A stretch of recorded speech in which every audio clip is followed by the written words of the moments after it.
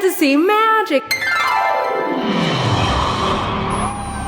Hey everybody, this is Jeff again. Welcome to episode 2 of our 3-episode debut for The Assembler. This episode has a lively discussion about what the role of fan fiction is in the world of creative works at large, as well as a very, very focused discussion where we try to pin down the definition of what is art. Are we successful? Who lives? Who dies? Find out in part 2. Ding ding. Well... Okay, welcome back. We are in round 2 of The Assembler, where the question was posed before the break. What's something you'd like to see more of? What is wrong with art? And or have you seen the George Lucas interview that happened in December 2015, and do you have any responses to it? Would anybody like to take the lead on that? Everybody looked at me just now. I was very upset throughout the 55-minute interview. I subjected myself and others in the room to, for a lot of reasons. Some of them were as petty as word choice, but some of that I felt was a little racist. But also just the blatant hypocrisy of a lot of things he was saying. On the one hand, he would talk about how the movie industry is very commercial and all it cares about is making a happy buck. And that's all there is to it. There's all this risk aversion. You can't get a movie made unless it's assured that it's going to make a gazillion dollars. And then on the other hand, it's this guy who has made a gazillion dollars because he is business savvy and because he has played that system and because he made the prequel films that capitalized so much on all that. It upset me a lot because this guy, a long time ago, not to make a joke about it, but a long time ago, does seem to have been a guy who was doing it for art's sake, and he became this guy who was apparently just making a lot of decisions based on what toys can I make to sell. What's going to go over best with this demographic, et cetera, and not based on artistic reasons. And that he was kind of poo-pooing the very capitalist nature of the movie-making industry when he's kind of the prototype for a lot of it.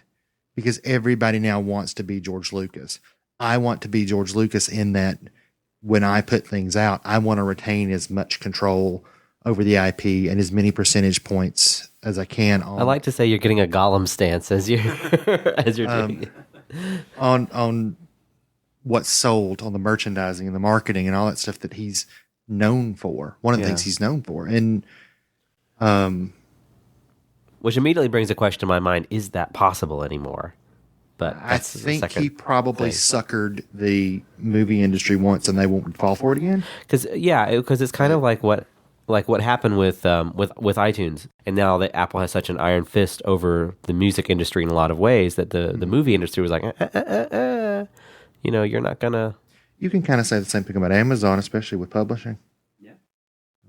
Well, I think if you look at like the original trilogy for George Lucas, so much of that is aping sort of old, the old school sort of movie serials. And that's what he describes that in both Indiana Jones as. And if you look at them, that's exactly what they are. They were an updated, for that time, sort of version of this very serialized melodramas that were, being cranked out in the 40s and 50s. He mentioned Flash Gordon specifically. And so it has been quoted as saying Flash Gordon is the Bible. Right. And years ago. He obviously, that was a passion for him. And so that passion translated to this work he was creating, this thing that he wanted people to see, art, and people enjoyed it because his passion was showing through what that product was. And then flash forward to the prequels, and I don't know, I don't think you can draw as direct a line to things that he talked about or things that he was representing in his earlier work, I don't think was really reflected in the prequel movies. And he was headed off in a different direction. and maybe he wasn't 100% committed to whatever those ideas that were in there. Maybe he was, I don't know, maybe he was doing something for its own sake, and people reacted badly to it. The weird thing is he still made billions of dollars off of those 3 movies. And so I think maybe he's just incredibly embittered now because it's like he can't win, right? Right. He can't win in this system. He could continue to probably, and it's true, even if he didn't sell off to Disney, he probably could have made another 3 movies, and they probably would have made him billions of dollars. Mm-hmm. So is that what's wrong with... It's really great. So if Thank you for that there's pre-credit opener. So if there's Scott's really upset because he thought he was gonna get it in the bed. There's room for everybody. But I think if there's a calling for that and you are inspired to do it, then sure, why not? But I would also say, like, what do you think is missing in the fan? Like, if besides it just being like 2 characters are exploring how it could have gone, what do you want to see in a story that hasn't been told yet? Right? What are characters that were maybe sort of given, like, female characters that were sort of like whitewashed or generalized or stereotypical, you know what I mean? And how can you make it more specific? How can you make them more powerful and more interesting and not just, you know, the norm? Surprise me, you know, make me be like, oh, I know where this story's going. No, but surprise me as the reader, like make me think beyond my comfort zone. That's what I would want to see, fan fiction or not, just in general. I don't want to have to guess the ending before, you know, it happens. I think you also it may need to be said that when you're talking about fan art, what you don't mean is crap. Sure I do. Because Yeah, because you're having a response to that, Yeah. right? It may not match up with your aesthetic.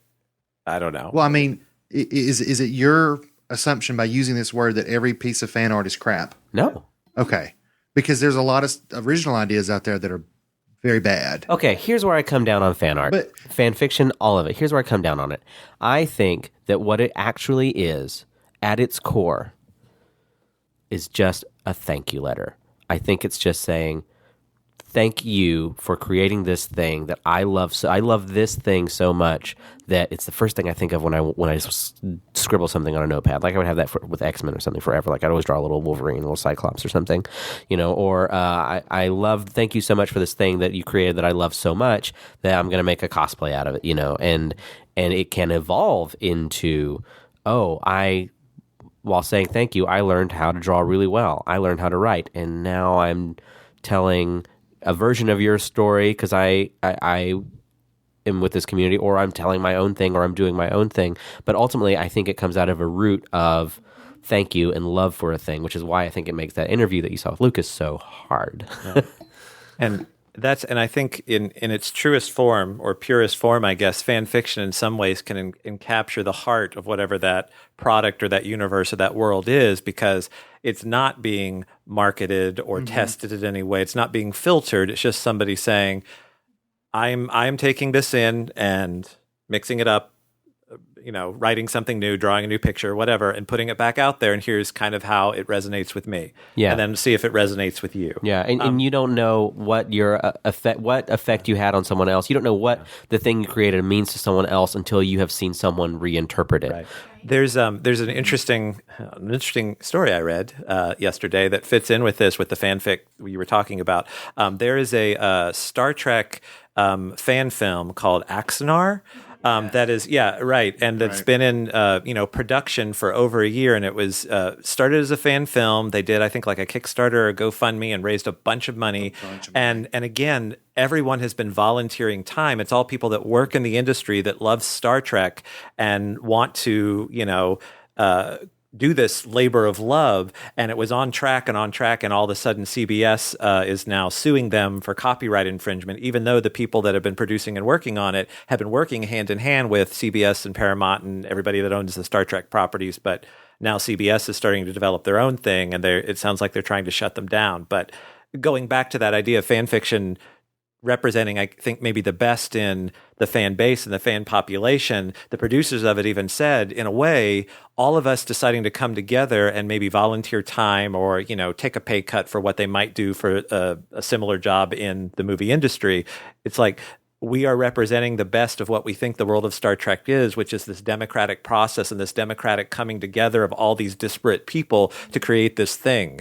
And then the man comes in and wants to shut it down. Which is interesting because if it weren't for the fans, the first movie would never have made. Sure, yeah. To kind of connect back to what we talked about in part one just a little bit, keep in mind that one of the biggest selling novel series, whatever you might think of it quality-wise, lately, 50 Shades of Grey, began life as a Twilight fan fiction. What does that say about this? Well, I always think like how it doesn't matter how you feel about the books, because I have some very strong opinions about 50 Shades of Grey, but that's not relevant. I always think about something when I was at physical theater school, was that they taught us to, whenever you create something, to inspire and to be inspired. And that is something that that really resonated in me, is that, yes, I would love to inspire or create a response, but I also want to be inspired by the work that I'm doing, by the people I'm working with, that I surprise myself, that, you know, that I open myself up to whatever possibilities. And I think that, you know, the fan fiction is just that. You are inspired by something, and so you want to write something that inspires someone else. And whether it's good or bad or makes people think, I think it's good. I think it gets ideas circulating. And I don't know, fan fiction or not fan fiction. That is the question. Aaron might have an opinion. I start this by saying that I don't think of myself as an artist, and I think of myself as a craftsperson in all of my work. And I may have incidentally created art in my time, but it was with intention, but not as an artist. It was to create. I'm on board with that philosophy. That's part of the reason the show's called The Assembler. And so I also have which will circle into it, an answer to the question, what would I like to see more of?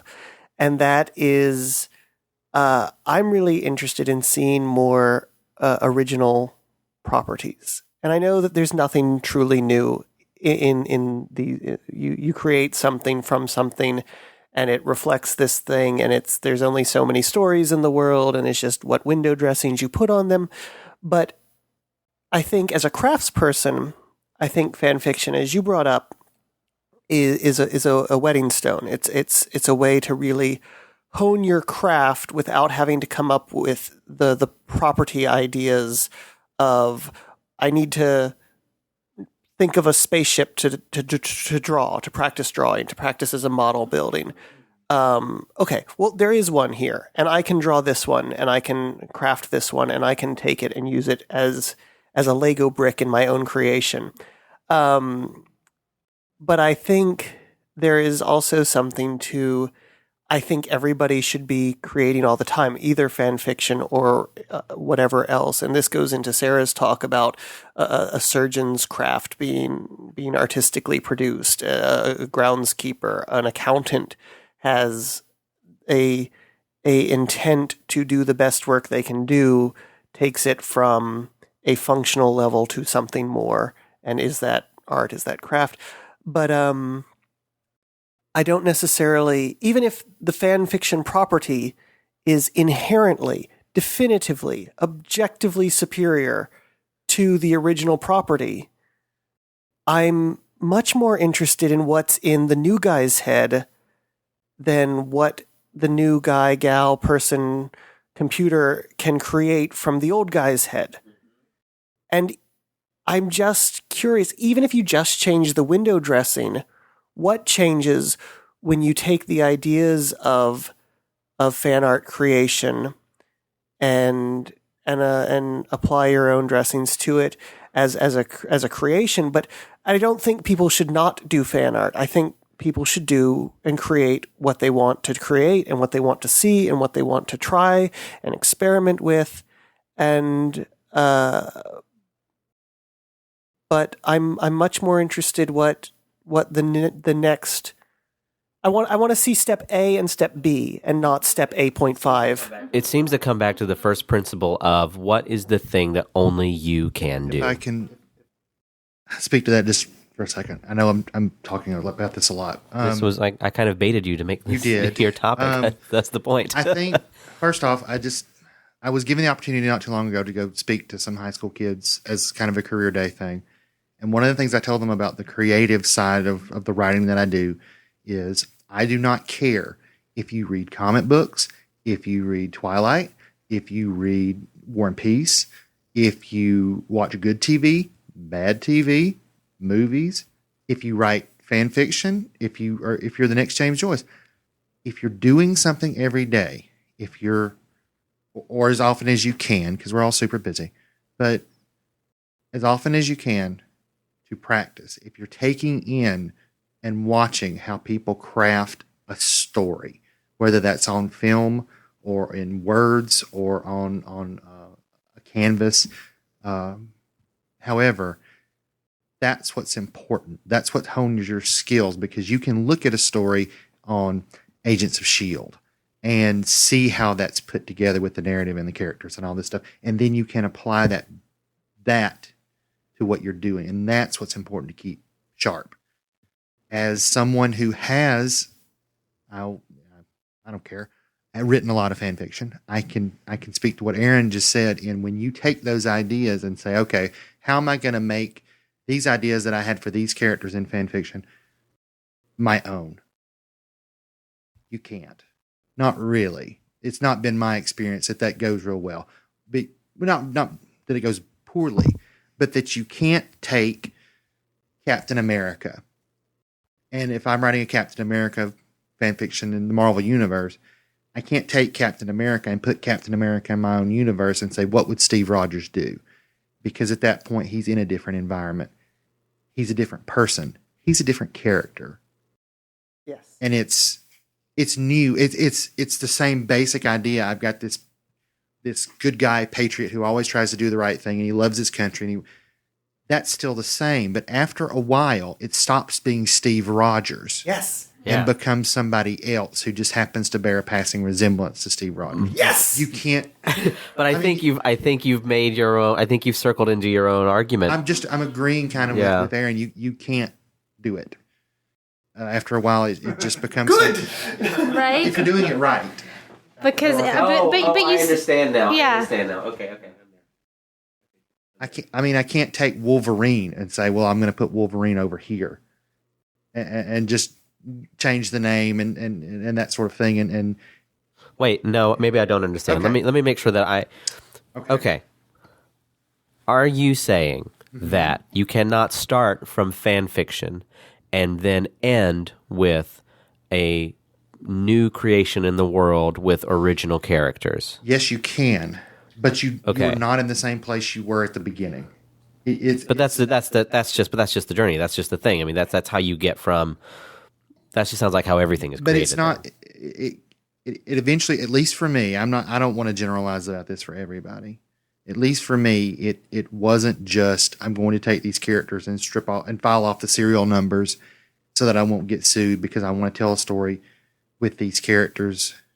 I want to tell a story with these characters for whatever reason. I've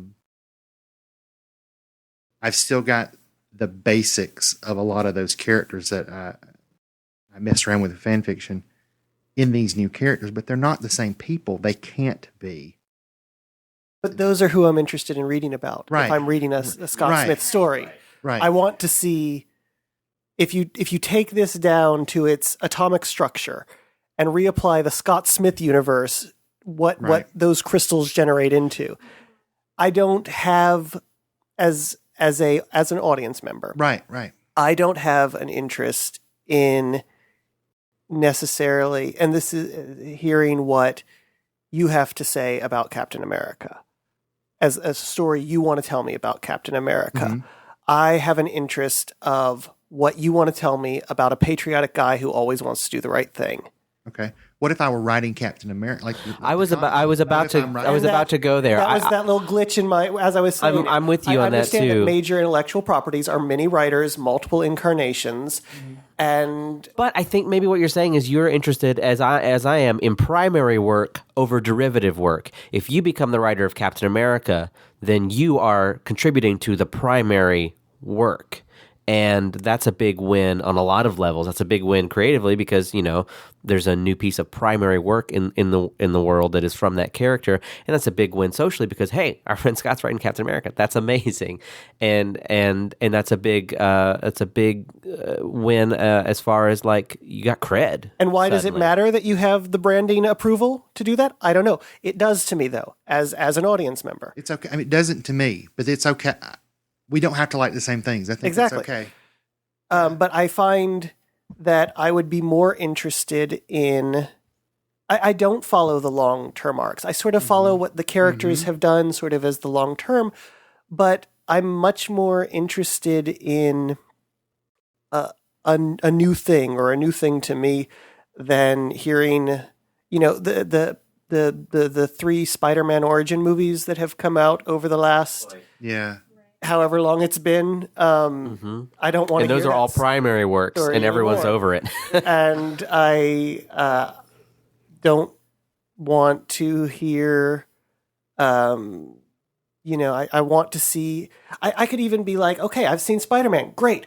What's the next thing? What's the next guy? Rather than what's the next Spider-Man story? And I don't have necessarily, and that's not true for all characters. It's true there are some book series I read that as soon as the new one comes out, I'm rapidly poring over it, and there's comic book moments like that. But looking at it but that to me is in the commercial venue. That's the next chunk of this thing, as opposed to if we're talking about is the latest Spider-Man story still an artistic creation. It seems like there's a separation for you of the stuff that counts, quote unquote, the stuff that is, primary stuff. This exists. This is something I have to keep up with so that if I want to know what's actually going on with the character, versus the thing that doesn't really get your attention as an audience member, but does get Scott's attention as an audience member is I want to see someone's craftsmanship. I am all for canon. I think canon is important, and sticking to a canon is important for a character or a franchise or whatever. Yeah. But also, if it's a character that I love, I just want to see a good story about that character, and Sure. who it comes from is a little less important. That does, however, make me sound like I approve of people ripping off other people's intellectual property. Which makes I it sound didn't like a get that terrible- impression. Okay, which makes Because the conversation's framed in such a way that we're specifically talking about fan fiction, so I don't get that impression. Nor at did all. I want to draw a very specific line between this is art and this is commercial. There are so many blurry overlaps that it's not. Right. So I want to pose the question, since we're talking about art and what is art, is something further that people in the creative world struggle with. How do you define success or successful art? Oh, that's a good one. Right? Is it based on money, or is it based on you could make your life's work and no one see it? So like, how do you define success? And that's different than maybe metrics, and I think that might be a longer conversation for another show. But I'm interested in everyone's opinion. For me, it's really simple. Success for me is you get up in the morning and every day you do exactly what interests you without fear of what's about to eat you. That's pretty simple for me. You're talking about success? Yeah.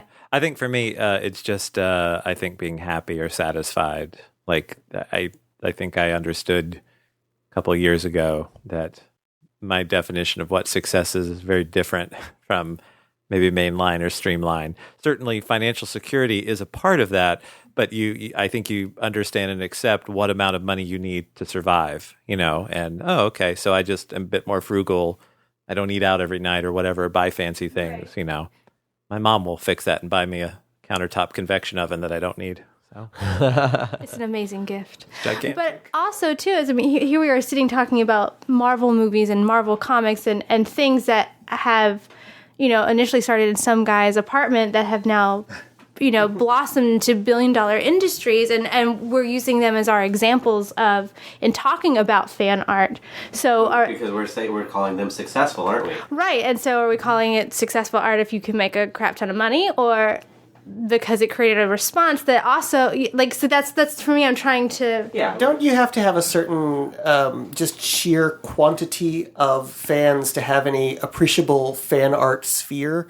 I mean, Otherwise, it's just your friend drawing you a picture, right? of your work, and that's again just as I was thinking valid of someone and else, just as participatory. But to get to the level that we're calling it fan art, it almost has to be one of the sort of major properties. Well, and it used to be that fan implied that you do not have a personal relationship with the creator, but the circles are getting so much smaller that's really hard for that to be true still. But beyond fan fiction and whatever is, if we're talking about, art, is it successful because people follow it and recognize it and make money off of it, or is it you know what I mean? Like, we're talking about, I don't know, just trying to pinpoint. I think the discussion of fan fictions, fanatic, I think is a completely separate in its own sphere from what is art. Because again, we were talking about just now, if somebody draws a picture of you and gives it to you, you were a creator, you made this thing, you had an intended audience, there was an intention behind it, whether it was to cheer them up, tell them how much you love them, just tell them how awesome they were. For me, then, that's still art. And I would rather live in a world where that is art. Yeah. And also happen to get to live in a world where a big blockbuster movie could be called art. Yeah. I agree. Because people work very agree. hard on those. And that's what fascinates me. That's why I'm trying to find people and be like, what are you doing? What are you doing? Because, we don't have an answer. I don't have an answer. There's lots of interesting ideas. It just has to get a reaction. Whether you love it or hate it, you're still reacting to whatever that product is that somebody put out there. It's also strange just to hop back for just a second. One of the things that's the submission deadline is actually coming up, and I need to get on this if I'm going to be involved. There's actually a call for submissions for fan fiction to publish an anthology of Star Trek fiction that's all fan fiction. They want fans to write it and submit it and all this. And apparently it's not the first one of its kind. I think I stumbled upon a couple anthologies of some where it was all just like little short stories, and it pulled characters from any era of as well as some of the ones that only exist in novelizations. And there were some interesting. I remember flipping through some at a bookstore or something a couple of years ago. I wonder if it's the same series or. I think it may be. Yeah. Then this is being done by the CBS Paramount approved publisher who owns the rights to make Star Trek novels and all this. They're doing it. They might also be. It might be a soft sell of pitching some ideas that they'll buy off the people and then turn into the new series. Yeah. Well, yeah. It's like when you did the Periscope thing and you saw that there was a TV exec on Periscope who was just taking your ideas and not letting you sign any forms on them. Right. Taking those suggestion all the way to to the bank. And people think that they're getting a good deal. Who wouldn't if CBS Paramount came to you and said, "We'd like to use your short story to make a new J.J. Abrams Star Trek movie." Yeah, go ahead. Yeah, whatever. That sounds great.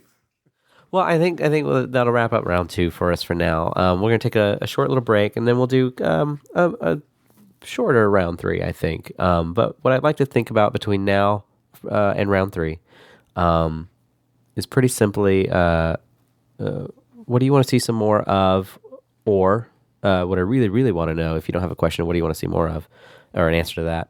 What I really want to know is, what are you into right now that I have not heard of, or that people, or if I have heard of it, you really want people to have heard of it? What are you into right now that's really just getting you going? And that's all I want to say.